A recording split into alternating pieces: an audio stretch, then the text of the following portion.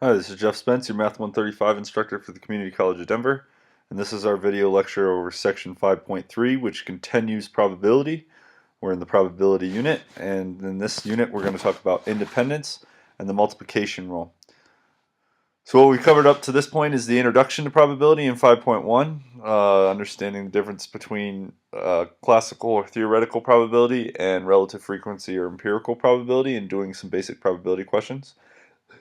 In 5.2, we talked about disjoint or mutually exclusive events and the general addition rule. So when we use the word or, we're adding the probabilities. And now we're looking at independence and the multiplication rule. So the big thing here in this section is we're going to look at independent events. Independent events, the way to understand this is you have to understand them as a succession of events. One event occurs first, then the next event occurs second. This is very different from when we talked about disjoint events, when we were seeing if both events could happen at the same time or that they have no events in common. All right. When you select a single chip from a bag and look at its number, you cannot select, say, a 0, 1, or 2, or an 8 and 9 at the same time. Okay, here we're going to be looking at selecting multiple times or multiple trials of an experiment, and so then we'll look at the possibility of independent events because it's a succession of events. Then we're going to use the general multiplication rule, and then we're not going to do computing at least probabilities in this section. So let's first look at independent events. So two events E and F are independent if the occurrence of the first event E in a probability experiment does not affect the probability of the second event. Keyword, does not affect the probability of the second event F. Two events are dependent if the occurrence of the event E in a probability experiment does affect the probability of event F. So it's really about one event happening first and then another event happening right after. If the second event's probability changed due to the first event, then they are dependent. Okay. So it says, suppose you draw a card from a standard 52 card deck, and then roll a die.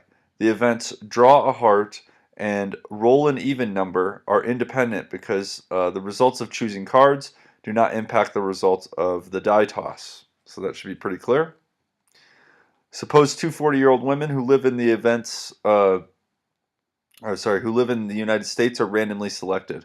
The events woman 1 survives the year and woman 2 survives the year are independent because let's say they live in totally different places. They're randomly selected from a huge country and they have no interaction.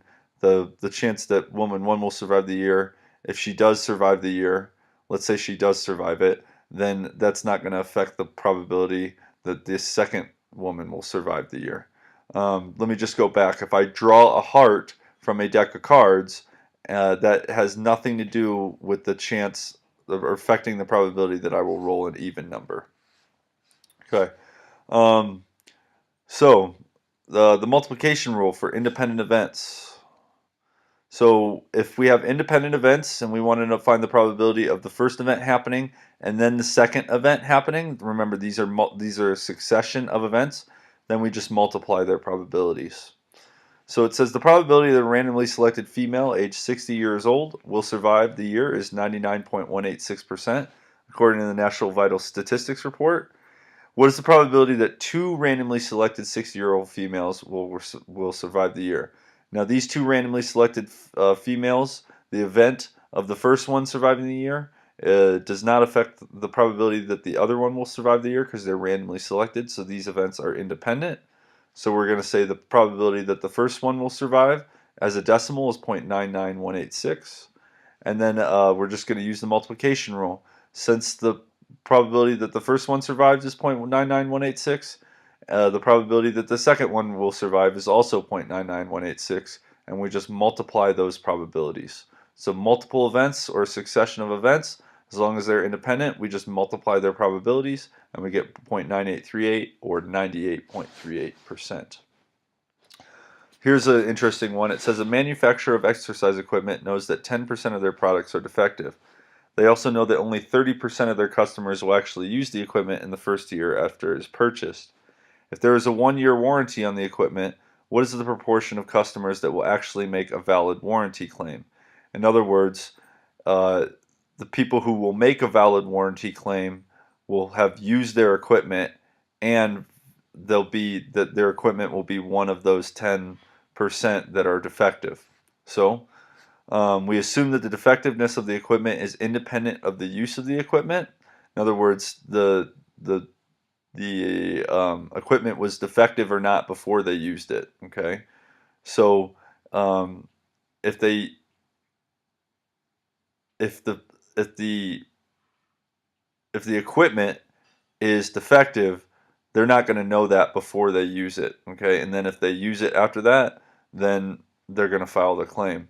And if it's not defective, then that's not going to affect the probability that the 30% that actually will use the equipment. They're unrelated. So find the probability of defective and used. Those would be the people who made the claim. You take the 0.10 times the 0.30 and you multiply those together, you get 0.03, also known as 3% probability.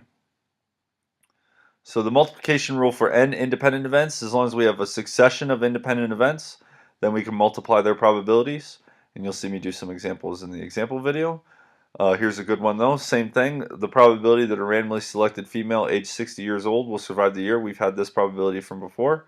It says, what is the probability that 4 randomly selected 60-year-olds will survive the year?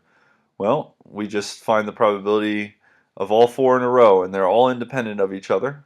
So we just multiply their probabilities, and they're all the same probability because they're independent. So we just take the probability 0.99186 times itself 4 times, and we get 0.9678, which is 96.78% probability that all 4 will survive. We just look at it as the first one, then the second one, then the third one, then the fourth one survives, and they're all independent. So we're going to skip that. And then just a quick summary of the rules of probability. The probability of any event must be between 0 and 1, and the sum of the probabilities must equal 1. If E and F are disjoint events, then the probability of E or F is where you can add them. And if they're not disjoint events, then we got to use the general addition rule like we talked about in the last lecture. And EC represents the complement, so the probability of any complement is 1 minus the probability of that event. And then if we have independent events, we can just multiply their probabilities. So that's the key thing there. We have multiple events or a succession of events, we multiply their probabilities.